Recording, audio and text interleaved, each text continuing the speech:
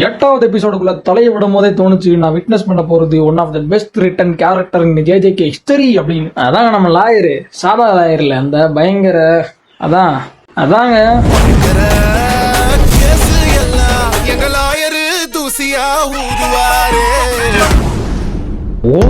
Literally கேரக்டர்னா இப்படிதான்டா எழுதணும். கொய்யால என்னமா ரைட்டிங் அந்த கேரக்டருக்கு பின்னாடி. ஒருத்தன் எவ்வளவு மன உளைச்சல்ல இருந்தா ஷார்ட் பீரியட் ஆஃப் டைம்லயே கல்லிங் கேம்ல அதிக பாயிண்ட் இருக்கிற அளவுக்கு கரஸ்ட் எனர்ஜி அதிகமாயிருக்குன்னு பாத்துக்கோங்க. இந்த எபிசோட என் தலைவனுக்கு இருக்க பில்டப் மட்டும்தான் ஹிகுராமா பில்டப், அவ்வளவுதான். இது வந்து சாதாரண எபிசோடு அப்படின்னு சொல்லிட்டு போயிடவே முடியாது. ஏன்னா ஹிகுராமா கேரக்டர் பார்த்தாலே ஒரு வைப் வருது, அது தனி. அந்த ஒரு லாயரா இருந்துகிட்டு அந்த எபிசோட ஆரம்பமே அந்த கேஸ்ல இருந்து ஆரம்பிக்கும். அப்படியே அவன் மனநிலை கொளற இடத்துல கோர்ட்ல ஹேமரை வச்சு அடிப்பான் பாரு, அப்ப அந்த கரஸ்ட் எனர்ஜி வருது. அதாவது அவன் மனநிலை இந்த மாதிரி அங்கிட்ட இங்கிட்ட சாஞ்சுக்கிட்டு இருக்கும் போது இன்ஜஸ்டிஸை ஏத்துக்க முடியாத நிலைமையில வர டெவலப் ஆகிற அந்த கர்ஸ் ஒரு பில்டப்னா இப்படிதான் கொடுக்கணும் அப்படின்ற மாதிரி இருந்துச்சு. அதுவும் கரெக்டா எல்லாம் கை மீறி போது இன்ஜஸ்டிஸ் நடக்க போதுன்னு தெரிஞ்சப்ப உம்மால எல்லாம் வாங்கடா ரீட்ரைல் வச்சிருக்கீங்க அப்படின்னு மெர்டலான சீன்றாடி. ஒரு பக்கத்து இங்கிட்டு ஹிகுராமானா அங்கிட்டு ரெஜி அந்த கிறுக்கு தாய் அவனை கட்டியா சுத்துறதுக்கு பேர நியூஸ் பேப்பரை கட்டிட்டு சுத்திட்டு இருப்பான். அவனுக்கு லைட் அப்பப்ப கிளிம்ஸ் விட்டுட்டு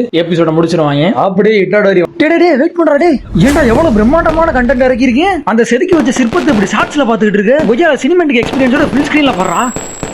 ஸ்நாக்ஸ் எடுத்துட்டு வாடா பாக்கலாம்.